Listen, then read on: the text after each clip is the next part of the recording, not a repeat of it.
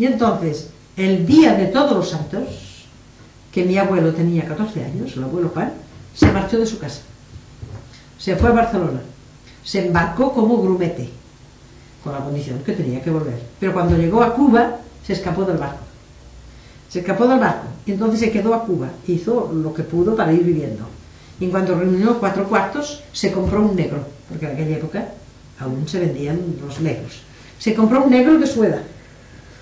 Y entonces se pusieron a hacer pan los dos, en una cuadra de caballos desafectada, que se la alquilaron por 4 perras gordas, y entonces ellos se construyeron el horno, se construyeron todo y empezaron a hacer pan. Y su casa no sabían dónde estaba él. Y era muy listo, el abuelo se perdía de vista, el abuelo. Y resulta que entonces fue haciendo algún dinero, y él, si se compraba una camisa para él, compraba una para el negro, iban los dos iguales. Y entonces ya fue haciéndose bien, y el abuelo, pensando cómo se sacaría más adelante, se le ocurrió, en Cuba se comía pan caliente, que es un pan que tiene mantequilla. Y entonces, si es caliente es muy bueno, pero si se deja enfriar ya no es tan bueno.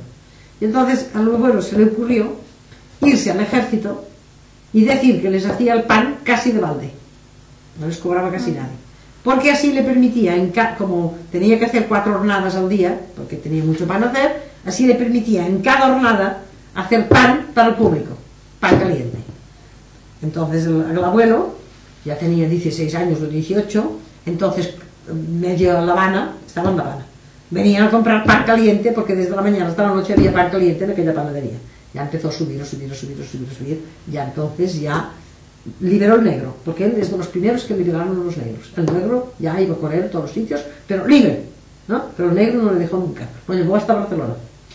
Y entonces ya se hizo una casa en construcción y todo esto, y ya abrió una casa, porque entonces era del horno mismo que vendía el pan. Entonces ya abrió una casa, y entonces se puso a hacer pasteles, y se puso a hacer harina como hacían sus padres.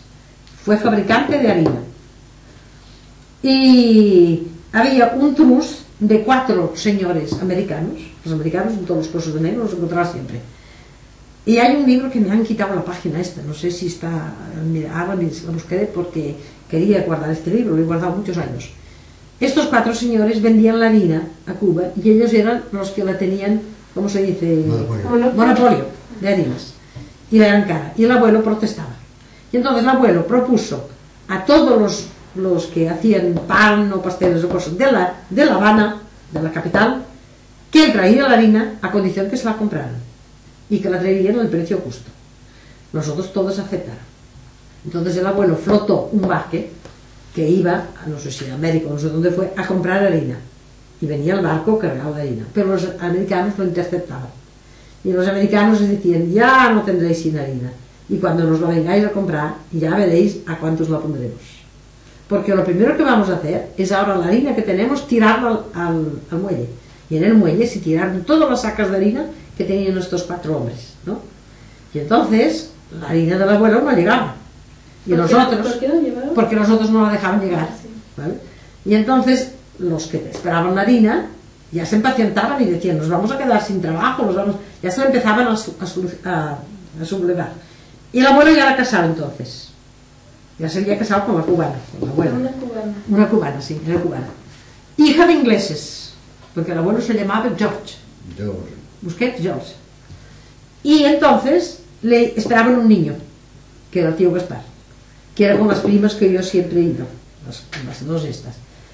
Y entonces él iba a su casa, el niño no había nacido, iba al puerto a ver si venía el barco, y el barco no venía, y por fin en uno de los paseos que hizo hasta el puerto, el barco entraba. Y por eso decían a la familia que mi tío Gaspar había nacido con un pan debajo del brazo, porque como entró el barco de la harina y enseguida lo repartió. ¿Qué pasó entonces? Los americanos los americanos arruinados. ¿Pero lo dejaron entrar el barco? Ya, entonces sí, porque si el barco ya estaba así, es que ya no podían pararle más, ¿no? El barco entró. Y entonces el abuelo, cuando fue a su casa a decir que el barco entró, se encontró que le había nacido un niño, que no acababa de nacer, y él iba al paseo así. Se encontró con el niño. Y entonces el niño siempre, toda la vida le han dicho que el tío Gaspar había venido al mundo con un pan debajo del brazo. Entonces el abuelo ya empezó a subir, y llegó a ser uno de los principales gentes de La Habana, de la isla, porque entonces él iba abriendo tiendas pastelerías, tenía su negocio de harina, que es lo que más hacía, y entonces al Niño obrero, pequeño. al obrero más antiguo que tenía o el que más bien se No hay portaba, clase para- le ponía al frente de esta tienda, ¿sabes? Y le iba colocando sus obreros.